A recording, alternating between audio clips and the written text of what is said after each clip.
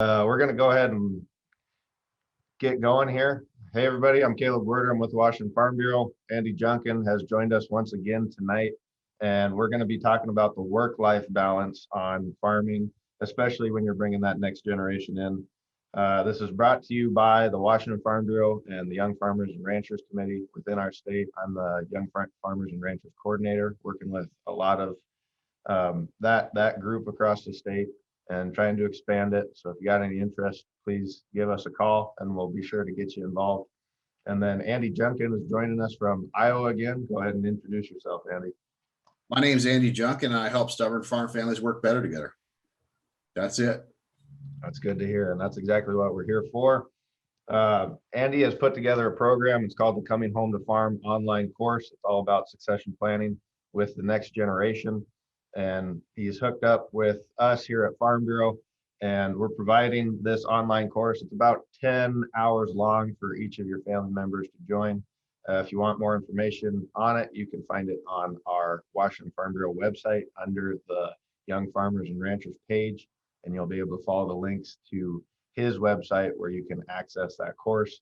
It's an 80% off discount this month, so that means it's $100 for each family member, which, I mean, for what the content of the course, for what you're going to learn, how you're going to learn to interact with your family as a business instead of just a family, it's so worth it. I can't describe it enough. So, but tonight we're talking about work-life balance and how that interacts with farms. And it may be a subjective topic.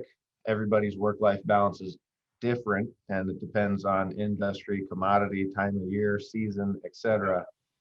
But just kicking it off quick, Andy, what's the number one conflict that's happening behind the barn that families aren't sharing or you don't realize about families around your area? What's affecting families behind the barn that nobody talks about?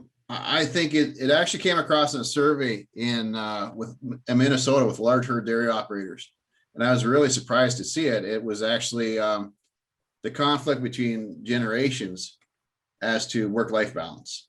In general, dad thinks that, as one son said, look, if I put in half as many hours as my dad thinks I should be putting in, like he is, I'm going to be divorced by the time I'm 40. And what's the sense of me building up an empire if half of it goes down the road, if not all of it, because we're become insolvent 10 years after because we can't make bank payments because paying off an ex-wife, the family has to become a number one priority, and then the farm. And that is a big issue in a lot of family farms, and we don't talk about it very often in the community because it's an embarrassing topic, but it's huge. And you're not saying that the next generation's necessarily grown up with a silver spoon, are you? I mean, that you're not labeling the next generation as lazy. It's just that they see it a little bit differently. Well, I think what we haven't recognized is, I mean, the simple fact is 50 years ago, the occasion of somebody having a divorce was very rare, especially on family farms. And the truth be told that, we're always 20 years behind in societal trends when it comes to family farms, right? And the rate of divorce that's happening with the millennial generation is skyrocketing. And also for the baby boom generation nowadays, there's a lot of parents in their 60s and 70s that are getting divorced, and nobody's seen that coming because it just goes against the whole stereotype of a family farm. And we always thought growing up, probably 30 years ago, that would be incomprehensible for one of our family members to actually get a divorce. But today you got to guess that it's at least 50-50 chance. And the truth is, if you actually look at New York City, about 10 years ago, I did the analysis. It was at 83% divorce rate for family-owned businesses because, in New York City at that time, it's about 50-50 the divorce rate in that society. But then they had that, and why that was 83% for family-owned businesses, you have the extra stress of the business and then the extra stress of working with in-laws. And we have that element going on the family farm now. And the truth is that, you know, there is probably going to be more farms go bankrupt in the next 10 years because of divorces than we've had in the last 100. And, you know, quite often I've dealt with a lot of farm debt turnarounds, and quite often, you know, and a divorce happens and it doesn't affect the farm, but behind the scenes, there's a lot of debt. And that's fine, Danny, when corn's $7, but if corn gets down to $3, it's just hard to service that debt. And as well as how it impacts the farmer's personal life. I mean, if he has to drive 3 hours on every other weekend to pick up kids, and that just distracts him from his core business of working on the farm.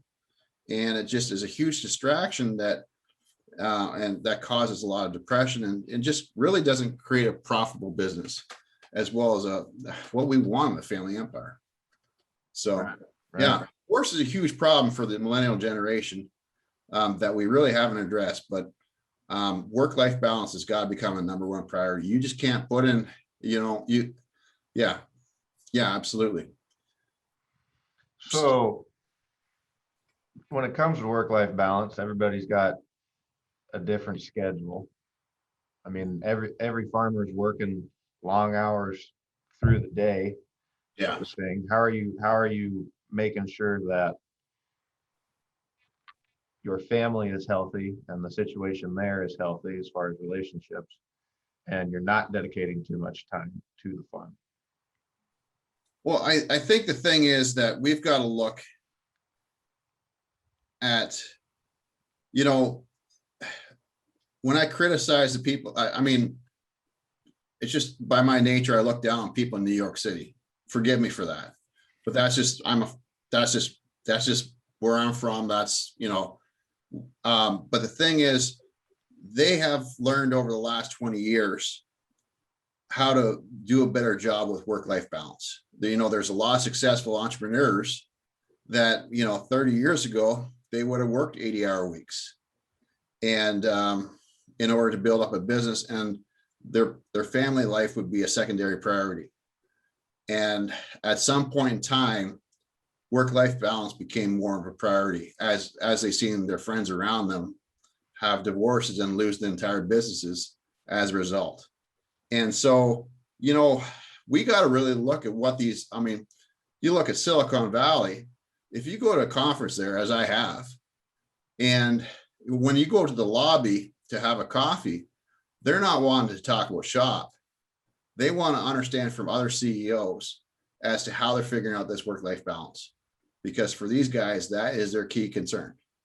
And, you know, I've spent a lot of time looking at this, and I can't believe I'm saying this, but the guy that came up with the best answers to this really hard problem is actually Arnold Schwarzenegger.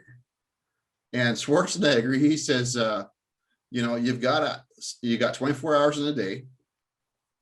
You got to sleep 6 hours. And he says, if you gotta sleep longer than 6 hours, I suggest you learn how to sleep faster. And then he says, that gives you 18 hours in the day. Now, how you spend those 18 hours, you show me how you do that, and I'll show you where you're going to be in 18 years' time. And whether you're a bodybuilder, whether you're an actor, whether you're a businessman, a governor, or a farmer, I mean, we all only have 24 hours in a day. And the fact is that we as farmers work infinitely. We look at time as an infinite resource. If something comes up, we just work later, right? We just longer and longer and longer hours. And, you know, the thing is that we got to stop looking at time as being infinite, and we got to look at it as a very finite resource.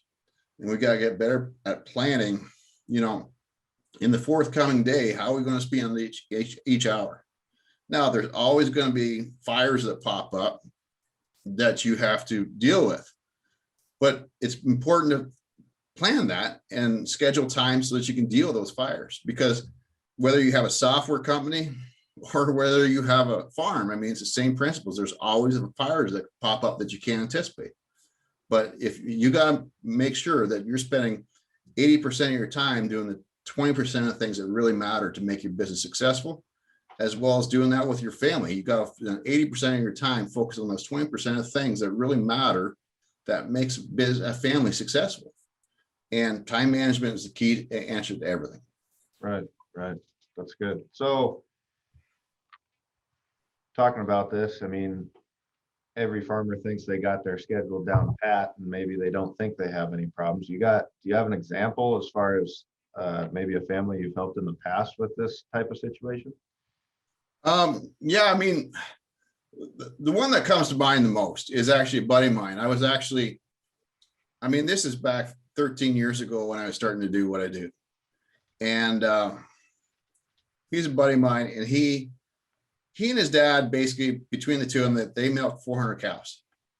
And they had a girl that did the herd health work and fed the calves, but that was their only employee.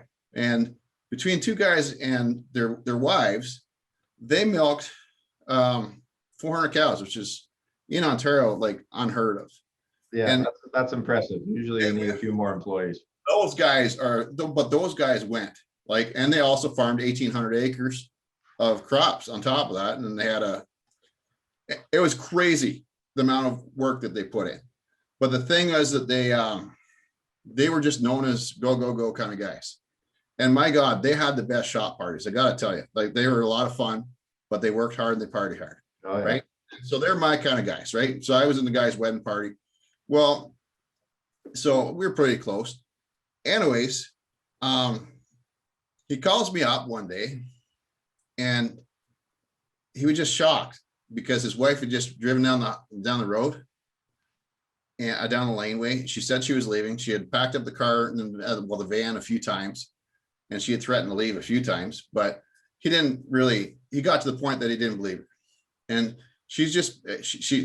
her complaint was they needed time as a family because all they were doing was working. Right. I mean, and there was an accident, I guess, earlier that day. Well, what happened was he called me up and then I called her up right away. And she was driving through a little town called Woodstock, which had a Burger King that was its claim to fame. Right. So I got her to stop at the Burger King, and the kids were in the ball pit, and she and I talked, and she says, I love my husband. I love my father-in-law, but I was going to the doctors today because I'm pregnant. By the way, I'm pregnant. You're the first guy to know. She hadn't even told her husband yet. Right. And she says, he was supposed to look after the kid for an hour while I was at the doctor's, and they had a farm accident, and little Jack had some scrapes, but he was okay. But I mean, her husband had no time to babysit, right? He had no time for the kids at all.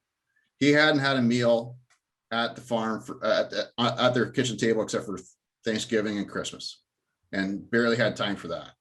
Right. And last year they hadn't done it because Thanksgiving was fall harvest. Right. And so she says, all I want is Sunday afternoons. I want to hire a high school kid to do milk cows. And Saturday afternoon, my father-in-law can get the afternoon off and the kid can milk cows. And then Sunday afternoon, the kid can milk cows, and we can take off and go to the park or whatever. Right. And she says, like, we're growing up, these kids are not knowing their father except for at the farm, and it's not safe for them now because my husband's so stressed out. And what got her upset was she found out yesterday that the father-in-law bought the farm next door and spent a ridiculous amount of money on that. And she says, I keep on hearing there's no money for a high school kid on weekends, but there's enough money to buy the farm next door. And she was doing the books. And basically what had happened was 5 years before, when she got married, that year, the contractor, when they built the big expansion, the contractor went bankrupt halfway through the build. So they had to build, on top of milk cows, they had to build the building themselves. And then they had a environmental accident. I'm not going to go into those details, but this is a real family. And just they had a hired man fall off the roof, and then the other one quit because there was too much work. And so the answer was, we're just going to do it ourselves. And so they plowed through, and she was a big part of that until they started having kids, and then she's less able to contribute as much as she'd want to. She's still doing a full-time hired man's job, right? But the thing is, she wasn't out there 18 hours like her husband was. But Right. thing is that she thought that they were doing this so that they could put the debt down on the farm, and then be able to have hired man. Well, now, Right. Not go and buy another farm. yeah, I mean, she was fed up. Yeah. And they were supposed to do a move as soon as they started having kids. They were supposed to do a move so that the kids could actually be growing up on the main farm. The in-laws would not move out of the house. They went back on their word, right? So, I mean, her husband was still eating breakfast at Mother's and lunch, right? Yep. And I mean, she never seen him except for she went to bring him meals. And I mean, he was gone at 4 a.m. and he was back at 10 o'clock at night. Right. And, it wasn't a life.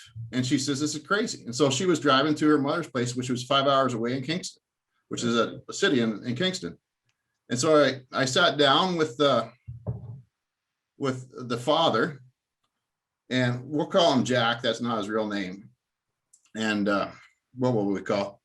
We'll call Bill. The father we'll call Bill, and then we'll call my friend Jack. Okay. That's not their real names, but they're real people. Anyways, Bill, he was just huge, and he had fingers that were, one of his fingers was the size of 2 of mine. And he started just drilling in the table. He says, this is the way it is. This is the way. I told this girl when she came to marry a farmer, I said, it's a 24-hour job, 7-day-a-week job. She doesn't like it, she can go. That was his attitude. If you don't like it, you can go. I said to Jack, I said, do you have a prenup? And he says, no. And he just looked at me, and he just realized that I said, how much equity do you have in the farm? He says, we're 50-50 partners. I said, you just had a quarter of the farm, just go down the road.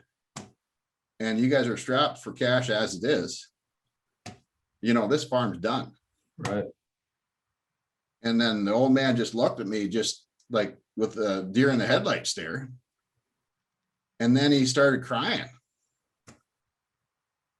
I said, that kid, when I told him that kid is going to grow up 5 hours away in the city.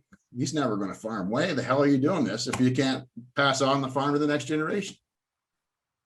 And that father, I mean, Jack, he just looked down because his dad always did the talking at the table. He didn't say a thing. And the father just started crying, just like I shot a coon one time. I didn't quite get it all done in one shot. And it got behind it just sounded like a coon dying. I don't know if you ever heard that sound, but it was a wail.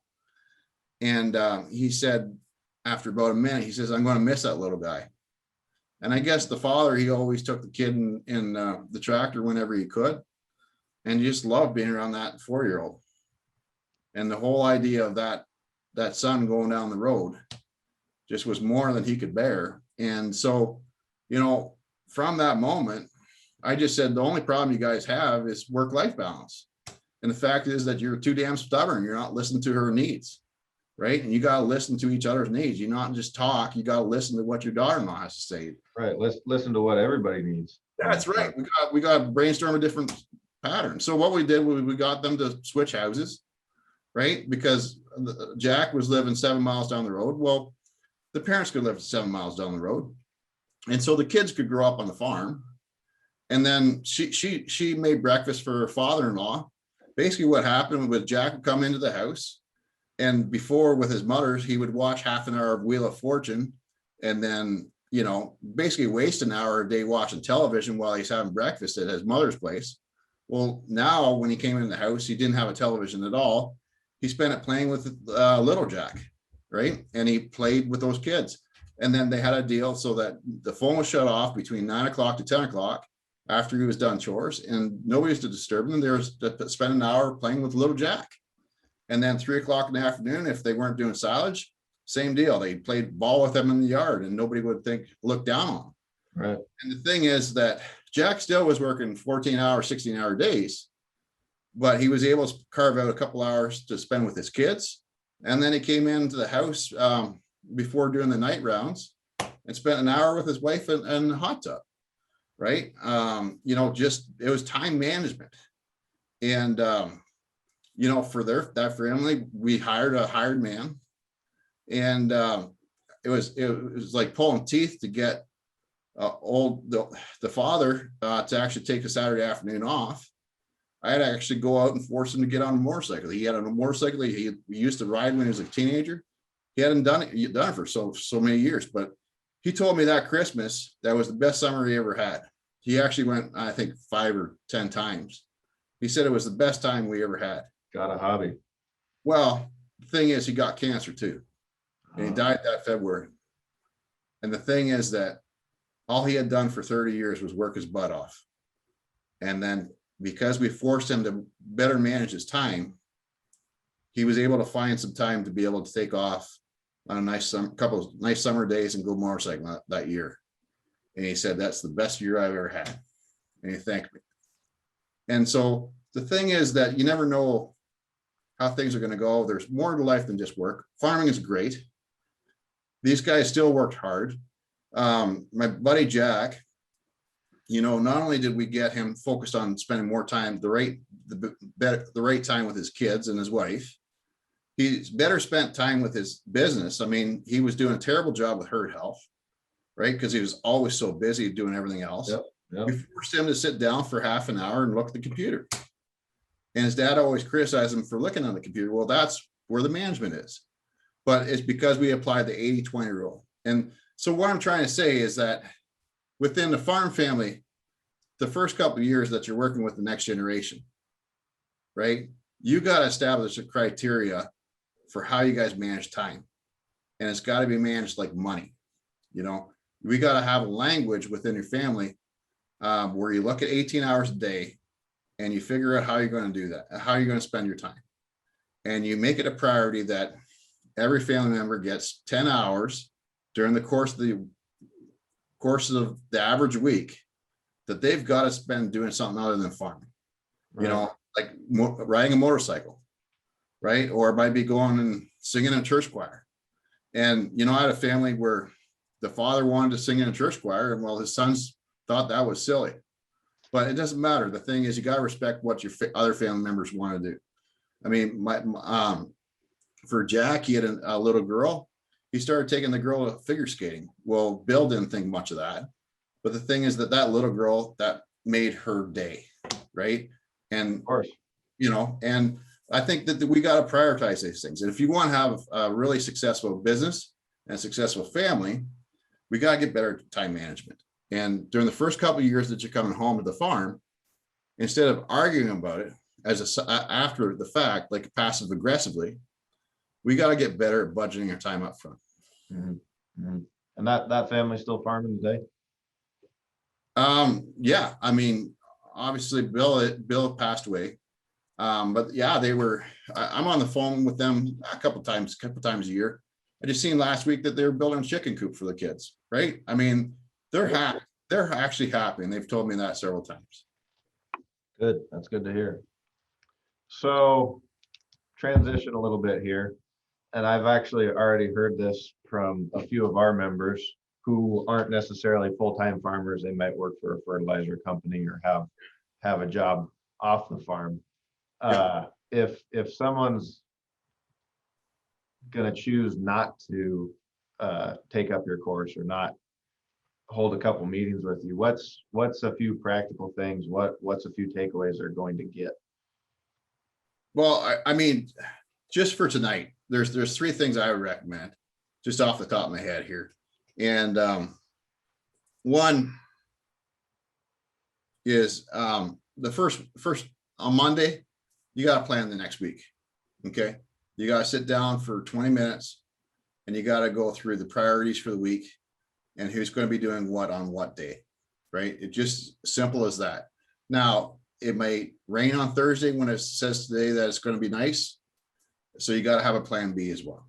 Okay. But you got to agree on what the priorities are. And everybody has to be on the same page about that. You can't be arguing about things on Friday that on Thursday you should have been doing this, this, and this. Yeah, take advantage of the nice weather. Well, I mean, you can't be passive aggressive. So you gotta plan your week, right? And then you gotta be more articulate about that.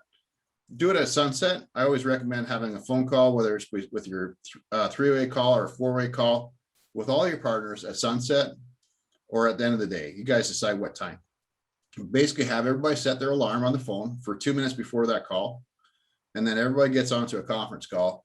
And then you just plan the next day and concisely who is going to do what. And before you have that meeting, you should write down your own thoughts on a piece of paper. And so that you're planning your day for the forthcoming day. You say, I'm going to, if you're a 26-year-old, you should be volunteering. I'm planning to do this, this, this tomorrow. What do you guys think of that? And your partners might say, well, shouldn't this be a priority? And you say, yeah, you're right. Or if you guys disagree, talk about it on the phone the night before, not midday when things hit the fan. Right. And then I mean, what that does is it gets you better. I mean, you'll get like 20% more out of your day because everybody's on the same page before the day starts. And you'll be amazed by how much more efficient you'll be with your time and how many fewer arguments you have. And when you have it all planned out like that and something does go awry, you get a piece of equipment that breaks down or something, then you can pick back up on that schedule and it won't be as damaging as it would be if you're totally unorganized. You got to budget for it, right? There's got to be, I mean, you got to, first of all, get an attitude of 80-20 rule, right? What's the 20% of things that really matter and where we're going to put 80% of our effort. And then you got to leave some, I mean, something like sweeping the shop floor is nice to be done, right? And you got to have those to do things that need to get done, but they're not critical to get done. But you got to just agree at the beginning of the day, what's the big priorities that absolutely have to get done today? And then, you know, what would be nice to do and what would be, we should do if we get time. Yeah. Right? And so that you don't have people taking off early. They have things to do so that they can be working until everybody starts at the same time. Everybody finishes at the same time. We get a lot done each day. Because I mean, a lot of farmers, we get work done. We work our butts off for about 60 days a year. But for about 300, we're not as productive as we should be. Mm-hmm. And that will be that. And the third thing I would say is before you take your boots off, you gotta just say, I mean, before you take your boots off, before this phone call, you got to plan that out for yourself, because learning how to manage your own time is so critical if you're going to farm and be the senior generation someday. Right. Okay. Yeah. And also I think, you know, we can get into it, but there's a lot I have people go through and dissect their previous day. What could have been done better? What went right? What I do nice for my partners? You know, these type of things to reflect on the past day. It's called journaling. I used to think it was silly, but I started seeing what these successful CEOs of Twitter and these larger businesses do. They all spend 5 minutes doing that, because it helps them really reorganize how things are going and get more concise as to what they're going to do next. And I think that's so critical for farmers to do, because we're not just managing 20 cow dairies anymore. We're managing multi-million-dollar businesses with many parts going on. And it's easy to feel that you're juggling balls and dropping balls. Right. Something slipping through the cracks. But if got a little bit of experience, took a leadership course in college once, and they recommended journaling, sort of thing. And I would have never thought 20 years ago I'd recommend it. Yeah. That'd be the last thing a guy from Bob Cation would ever do. Right. But if you write it down in a journal, whatever happened that day, or what you were thinking at that time, it also might remind you why you made a decision at a pivotal point.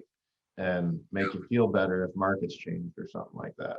Yeah. Well, if you're always looking for one thing to improve on, for every family, every journal I get, there's two things I want. I want you to identify that what's the one thing you don't want to do that you've got to do in order for the business to be successful. Because quite often it's something like calling a lawyer or collecting accounts receivable.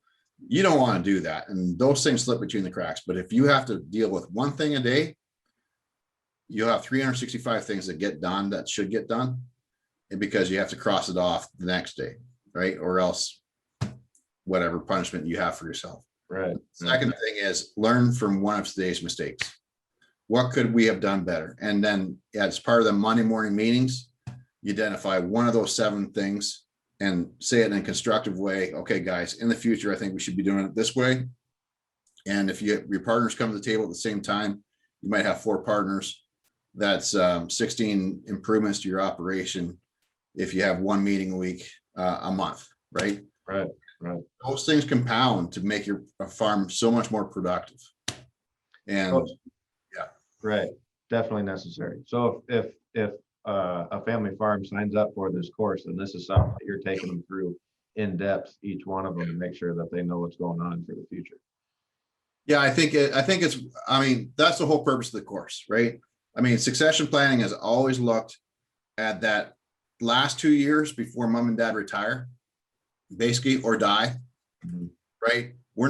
This course is all about the first 2 years, because the reality is that, you know, back in the 60s when dad was 60, he would retire because his hips were shot. Well, nowadays dad's getting hip surgery and farming to his 80s or 90s. So you're farming together for at least 20 years. So that 20 years can either make you, if you're butting heads every day, you're not going to get it. You're not going to have a farm in 40 years time. Right. But if you can get everybody from button heads to being able to sit down, make decisions together and pull in the same direction, it's amazing what you can accomplish. And really, who wants to be on a farm for the next 20 years where everybody's butting heads? Yeah. I mean, but the thing is, the whole purpose of the course is so that the first 2 years of your working partnership, you go from being seen as the kid to becoming a respected partner. And you establish a framework for how you're going to work together. It's not about who gets what equity, but it's about how do we actually work together and how do we stop being stubborn with each other. Right. And, you know, there's so many different dynamics. We just covered a few things tonight, like talking about time management seems like such a silly thing, but it just eliminates so many arguments in the next 20 years of your life. Mm-hmm. And it makes your farm so much more productive. I mean, we only are in control of our time, really. And if you control your time more frugally, I guarantee you that your family would be better at managing money. It's hard to explain, but it's really true. I mean, when I do a farm debt turnaround, the first thing I do is look at how they spend their time. Right. Because over 6 months, if I can get them to be able to improve their efficiencies by 30%, you know, then it's going to be easy for them to see 30% of changes that should be made in the farm financially. Yeah. Now, for everybody's information, I've had a sneak peek at this course, Andy, kind of to help get it going and whatnot. He let me in. I'm not in a succession plan, probably won't be. And so he just wanted to make sure that I knew what was in the course. And I've seen some things in there that I kind of want to ask you about. Sure. You don't call it random acts of kindness, but it's doing something nice for your partner or for your family member in the family farm. What do you mean by that? Can you tell me more about it? I think like I had a farm where the guy just put up the farm for sale because his attitude was, well, if this kid doesn't, I mean, and it was a farm that was being very well managed by the next generation. But the son and the father had zero respect for each other. And the father's attitude was, well, if I can't even get this kid to say good morning to me, why should I be setting him up with $10 million in equity? Right? If he thinks that he's so self-made, then he can go make the money himself. Right? And it just got so petty. And I dealt with them for a little bit, went back and forth with them. But the thing is that they were just so wrapped up in their own world. Right. And as farmers, we get so busy, we just get wrapped up in our own needs. And unfortunately, we forget about, we're focused on making our day great, that we forget about making our partner's day great. And, if you have everybody wanting to help each other out, and you have everybody, instead of being in it for themselves, if you shift from a me to a we mentality, it just changes your whole dynamics of the farm. And so what I found is there's many ways to do that. I really feel that the philosophy of do unto others as you would have them do unto you. It's easy to say, but it's hard to actually get in place on a farm. And I spent a lot of time, it's for some families, it's an important lesson we learned. For some families, it just solves everything as far as the family relationships.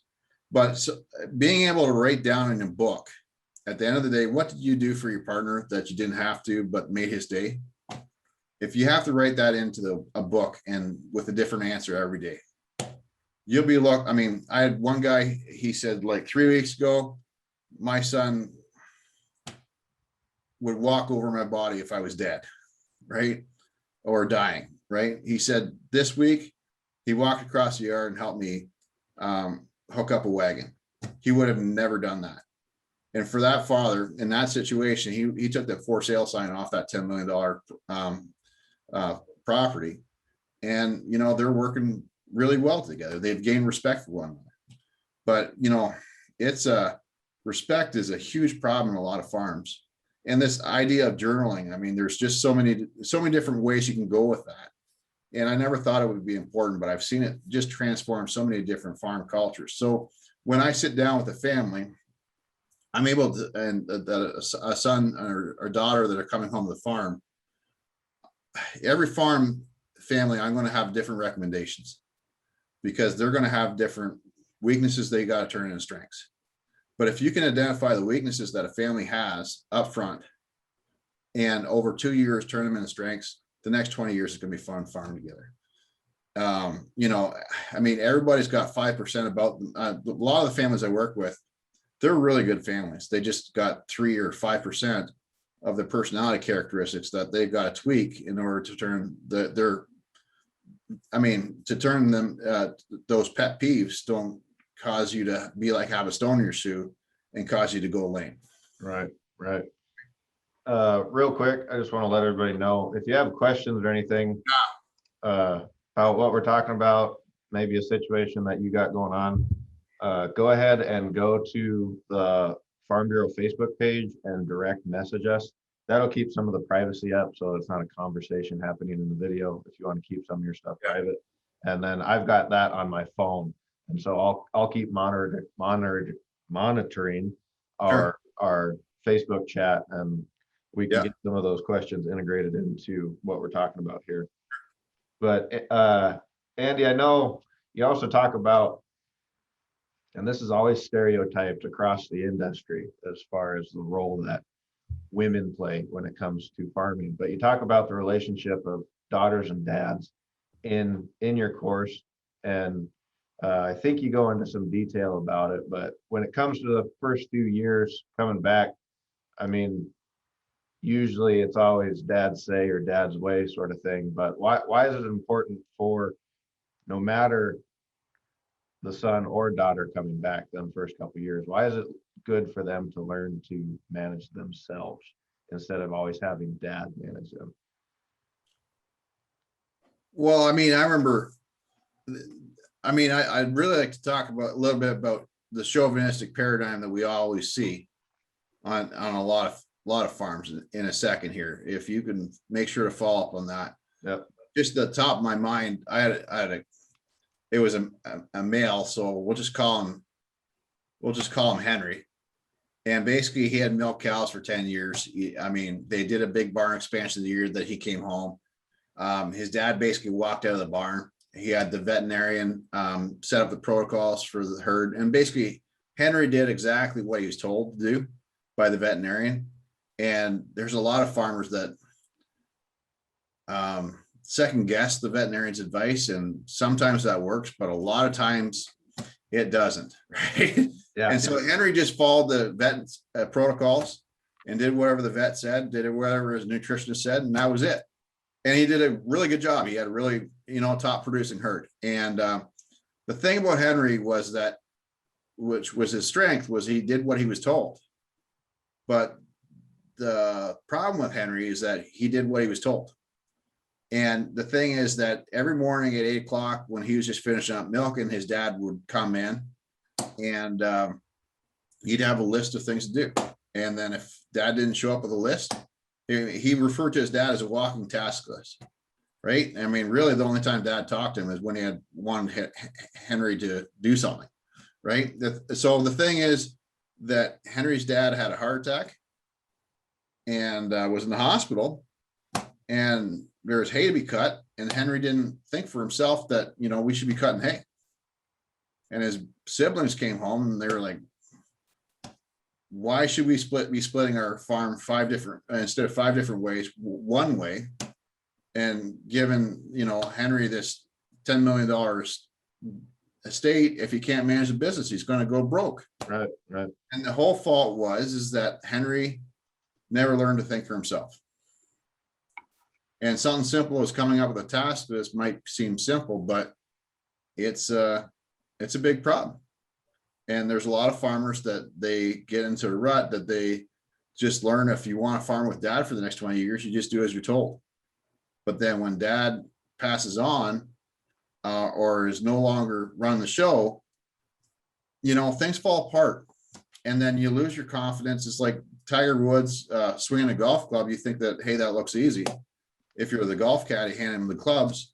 But then for you to actually swing the golf club and do it yourself, it's you get in the rough, and then you get really nervous if it's a big tournament, right? And there are a lot of farmers, if they're starting to make decisions early, at the early age of 20, and they learn to make some small mistakes and learn that to cope with that, it's a lot bigger than just getting the whole show all at once, and maybe the farm's on some financial predicament and you lose your confidence. Right. So I don't, your question was time management. Time management is the first thing a son and daughter has to learn how to manage before they start managing finances or other people. If they can learn to manage their own time first and be more efficient with it. So what I'm saying is, on the evening calls, don't have dad tell the son or daughter what to do. The son or daughter should be coming to the table and saying, hey, I think I should be doing this. What do you think? And get feedback from the parents as to, how they should look at their time and maybe make some different priorities. And through that 5-year process, to learn to think for themselves. But if you don't start doing that right away, it's not going to happen when the son or daughter are in the 40s. Yeah.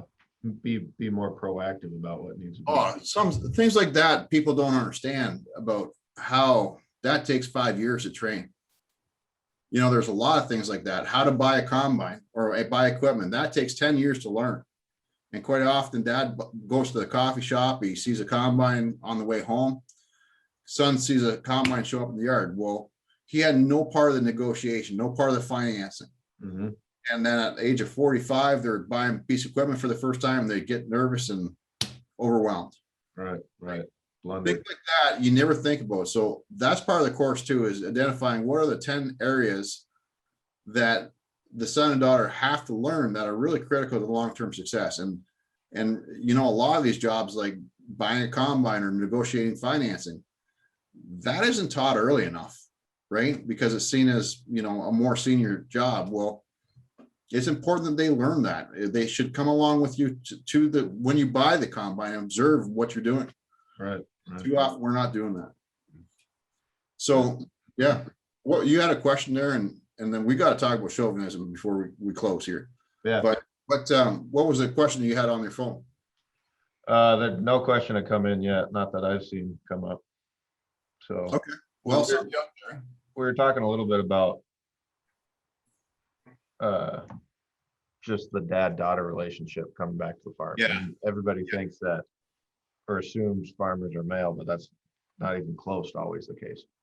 I mean, it's I had a girl named Darlene. Her name wasn't Darlene, but we'll call her that. And She basically, her brother got up at his wedding, and I was sitting at the same table as Darlene, and her boyfriend Brock was beside her. And then brother got up at the wedding, and the little brother was in the wedding party too. And the brother got making a speech at the end of this wedding, and made a toast to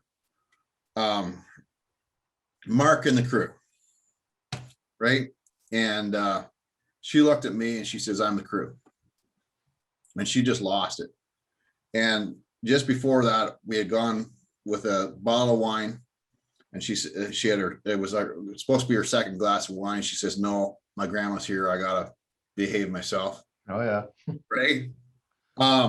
She drank the bottle of wine, the white wine that was nobody corked, and then she went to the next table and grabbed that bottle too. Before the speeches were done, she was just plastered.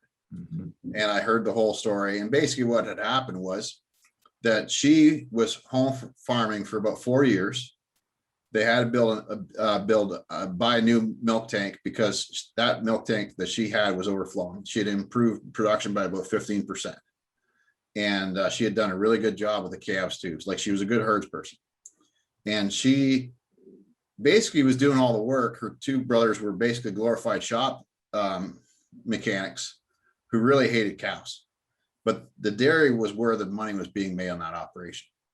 And she went to her dad, and she had a business plan. At the end of the year, she had things that she thought that the dairy needed. She knew that the farm had made money, and they had to spend some money for capital gain to avoid capital gains.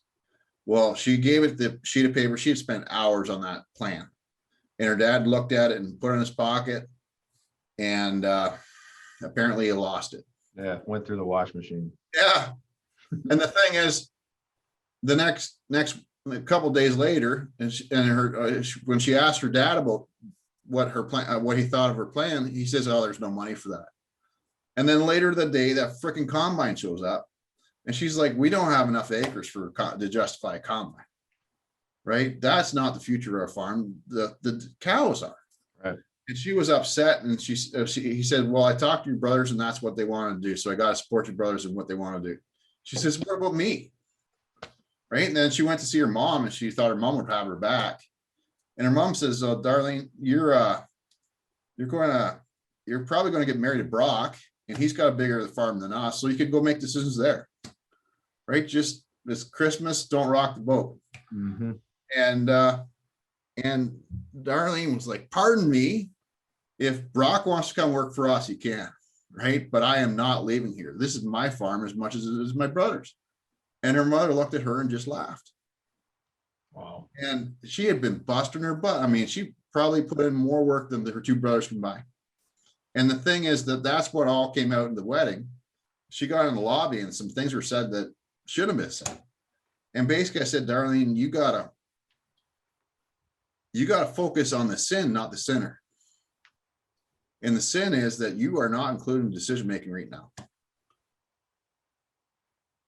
It's not that your parents and your family don't care for you, that they have 5,000 years of chauvinism clouding their judgment. They're very progressive people, right?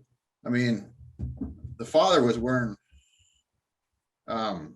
sneakers to the wedding, like he was very, very 80s kind of guy, right? Very, but the thing, very progressive people, I guess you'd say, and would have shocked even themselves if they realized how they're being chauvinistic. Right. The thing is that the problem was that she wasn't included in decision making. And if we want to change the future of farming so that women can have a future in agriculture, the answer is not having women in agriculture conferences off the farm. The answer is fixing the fundamentals on the farm. How does the family make decisions together? Mm-hmm. And making sure that the daughters are included in decision-making from day one. And you can't just be a daughter that is running for parts or doing what dad says. There's gotta be a time and place for you to come to the table with new ideas as to how to improve the operation. And it can't be like your dad crossing his arms and saying, well, what do you got? It's got to be a time and place that your dad comes to the table with ideas too, so that he's open to listening to your ideas, because he hopes you're going to really listen to your ideas. Right. And that's the key to women having a future in farming, is changing the family dynamics of decision making, so that they're at the table and they have a chair. And for Darlene, she's not only when they did succession planning, like, she wasn't even getting paid the same as her brothers, and now she's getting paid the same, and she's not only got an equal partnership to her brothers in the farm, but she's actually president. Good. And that's all because we changed the dynamics on that farm. Right. Bringing the family to the table doesn't mean that managers are sitting down at the table and mom's in the background cooking dinner and everything else is tables getting set around you. It means that's the focus of sitting down at the table, is making sure every family member's there. But that has got to start from day one. And that's a key reason for this course, is that parents, they think that they're listening to their daughter's ideas, but they may not be aware of chauvinistic barriers. And it's important to get the dynamics in place from day one, so that these problems don't occur. Because there's a lot of girls that do end up getting frustrated with the situation at home and marrying a guy because he has a lot of cows, right? I mean, because that's a way out. Mhm. And I hate to say it that way, but that's a undiscussed truth. And we've got to change. If we want to change agriculture, that is fundamental. We've got to have a time and place to involve all generations, all genders at the table for decision making. Right. So talking about talking about work-life balance, we're getting ready to wrap up here. Running out of time a little bit. Yeah. But what's kind of not necessarily a big topic in your coming home to farm course, but what's something small but very critical when it comes to farming and getting the next generation involved?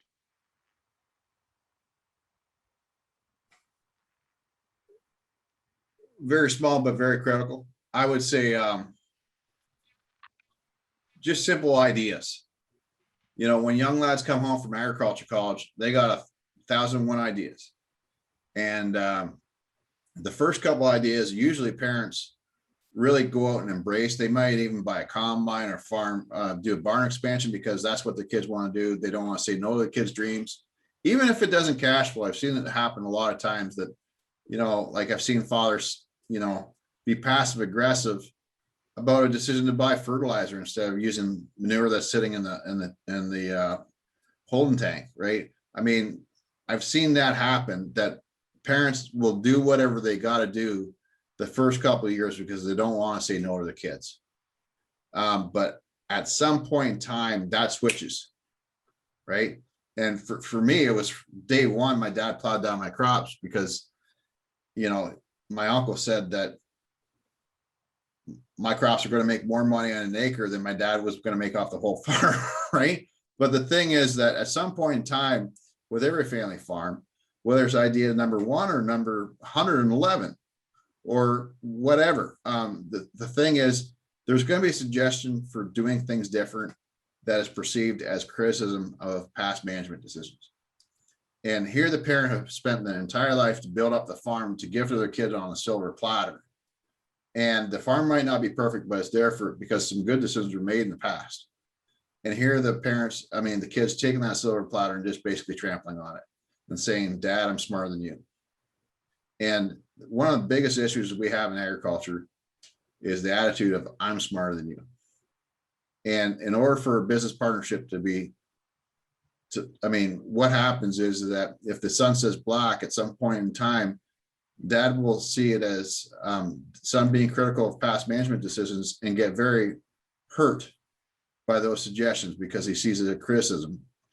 And I mean, his ego is really tied in the farm success because that's who he is. He's a real farmer. And for somebody to go after what matters to you the most and what you take the most pride in, be ready to be on the defense. And so soon, if Dad says, son says black, the father will say white. right? Right. And because dad shuts down so many ideas, soon the son says, if dad says black, the son will say white. And soon decisions are made not based on egos rather than common sense and rational thought. And soon it becomes more important to be right than for things to be right. And as a result, everything goes wrong really quickly. Right. So you got to have a time, just like with Darlene, that, you have a time and place that you sit down and listen to each other's ideas and you brainstorm together and you actually make decisions and follow through with them. That's the key to the success in the family farm. So the first couple of years that you come home on the farm, the practice of actually sitting down and listening to each other's ideas and being able to consider other people's opinions and respect their opinions and think outside the box and not just look at things from your way, but also their way, and be able to do what's right for the farm instead of, always having to be right. That's the critical for the farm's future. And that's what you got to establish from day one. Right. It looks like we did have a question come in where you can access this program. If you go to the Washington Farm Bureau website, you'll have to go into the right-hand menu. And you'll want to click on under the About page. You'll want to click on the Young Farmers and Ranchers page. Then scroll down just a little ways from that. You'll see the link to the course. That'll take you to Andy's website. But a follow-up to that question is one of our listeners is saying that this seems like it could be utilized in other areas, not only agriculture, but in other industries. You think you'll ever expand? I'm just a farmer, right? I get calls all the time. I do like a trucking company I just help set up. I do this in other sectors for sure, but I'm just a farmer, right? And so that's my focus. If that's what we focus on. And I understand that there's nobody doing this in North America and other sectors too. The practice of actually looking at the first 2 years is nobody's really looked at. A lot of the philosophies of nobody's looked at, but I just live to say family farms. So, there's enough farms out there that I'm too busy as it is. Yeah. Right. So I know you got plenty going on. There's been plenty of times where we haven't been able to get to our meetings because you're solving somebody else's problems and making sure that those farms stay alive. Yeah. So, it's 10 o'clock here and I got up at 4 this morning. So, there's enough on our plate now than to go try to sort out other family businesses in other sectors. Right. And you have a good point when you talk about focusing on those first 2 years. I know there was just a big event in the ag industry, and I listened in on some of that succession planning stuff. And it was very close to what you say about most succession planning. Who gets what? How are you going to divide it up? Is each kid going to get a portion, or is one kid going to get it all, sort of thing? And that's not what we're focusing on here. So just can you quickly explain the course real quick so people have a little bit of a refresher? How long does it take? I should just explain, first of all, maybe I didn't do a good enough job. The last 13 years, I've been the guy that they've flown in from Canada. I'm originally from Canada, and now I live in Iowa. Farmersonly.com. That's the only way to marry a farm girl. Anyways, but that's a whole different topic. But the thing is that for the last 13 years, I've been the guy that they called out after there's been 4 or 5 succession planners out to the farm. And, all this fighting about who gets what, how to avoid paying taxes. Well, if you've got a family that can't sit down and make simple decisions together, like how much fertilizer we buy in the spring, how are you going to start talking? You can't talk until you can sit down and figure out how you can squeeze out an extra 10% profitability in your operation within a year as a family. You're not ready to talk about where the farm's going to be in 10 years time. Right. And so I've sorted out the most, I've dealt with a suicide case yesterday where a farmer was about to commit suicide. And just before this call was sorting that out. But the thing is that,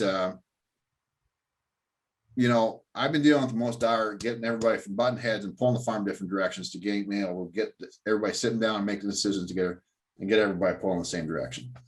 And, why should I be doing this when somebody's in their 30s or 40s, and they've had to endure 10 years of strife because they've been butting heads for 10 years. And the whole purpose of this course is from day one, how do we evolve who we are as individuals, and how do we work together as a family from good to great, so the next 10 years is fun, and most importantly, the next 10 years we have a productive business environment, so we're making optimal decisions. That's the whole reason for it. And there's nothing like this course, as I said, across North America. Everybody's focused on the last 2 years, because it's crazy. So anyways, the thing is that I'm proud of being able to walk onto a farm and take a gun out of a suicidal farmer's hands and then leave that farm, looking in the mailbox, knowing the family's name will still be there for another 30 years. But I'm tired of seeing a family have 30 years of BS, and when they could have avoided it altogether. And that's the whole purpose of this course. Anyways, regarding the course, it's a 10-hour course, and it's designed so that, I mean, I'm from the Midwest, so you have to forgive me, but spring planting, you can basically do it during a week of spring planting. So you listen to it for an hour a day. You listen to 3 different segments a day, like a podcast. So you listen to it on your cell phone, and you just listen to it, and then you'll get 3 questions that are less than 1 sentence answers. But I want you to spend an hour before you answer the question thinking about what your answer is, doing it while you work. And then at the end of the week, on a rainy day, you sit down for 3 hours, and from the time you start that exam is what I call it, but it's really an exam for you asking yourself really hard questions. So the time 3 hours later, you'll have a different perspective on life and a different perspective of the future. And you'll probably need a drink after that, because it would be asking you some pretty fundamental questions.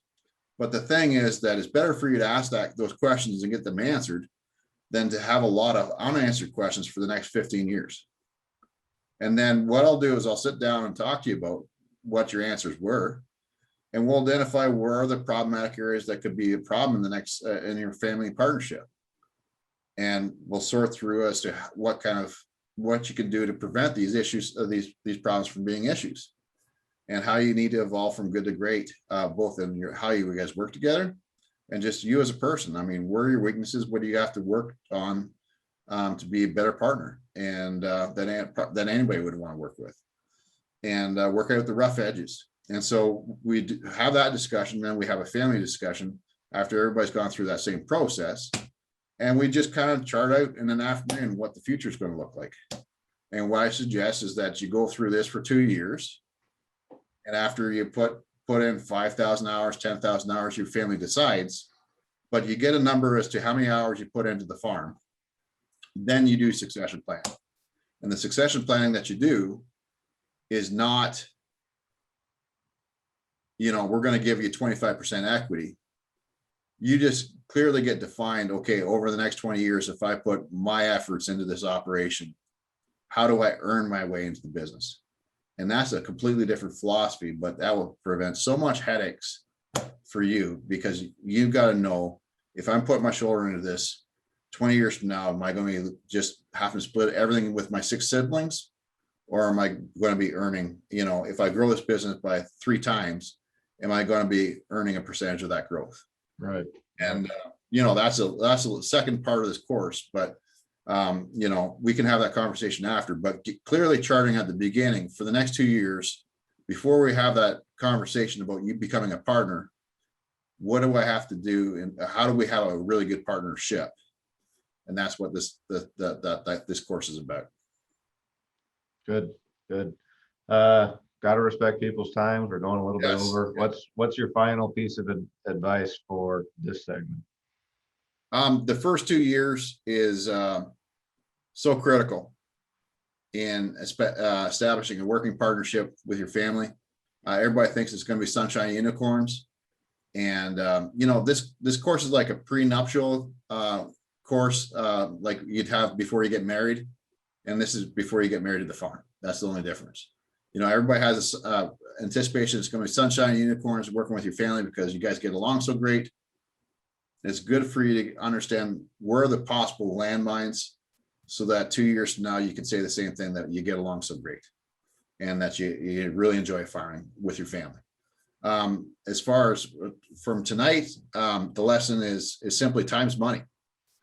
And right away, if you can establish your family having an attitude instead of time being infinite and we can just work harder and work longer hours, that we're going to be budgeting our time and better allocating our time at the things that matter both within our family life and also the farm, you're going to have a successful family and successful farm as well. Right. That's it. Time is money. Absolutely. Doesn't matter what you're doing. Yeah. So I want to thank you not only for joining us tonight, but just for what you do for farm communities across our country and in Canada. Just thank you for the work and the dedication that you have for making sure families and farms are still going. Yeah, I mean, I just want to say that the Washington Farm Bureau live up to the mission statement, and you guys really do care about. You're not just in the business of selling insurance. You actually care about farmers, and I really do appreciate you supporting my endeavors to try to change how farming goes, right? As far as changing the first 2 years of how farm kids come home to farm. I really appreciate everything. Absolutely. Coming Home to Farm online course. Yeah. Go ahead and head to the Washington State Farm Bureau website, right-hand menu. You'll end up on the Young Farmers and Ranchers page, and that will launch you into the agriculture strategy page where you can find the Coming Home to Farm online course, get your family signed up. But we want to thank you for joining us tonight, and we hope that you'll join us next month, the first Thursday of every month we're looking at. And it'll be at 7 p.m. again. We'll be live streaming. So if you got questions along the way, make sure you attend next month and join us and ask Andy some questions live, and we can start helping out your family. Okay, so you take care and God bless. Okay. Thank you, Andy.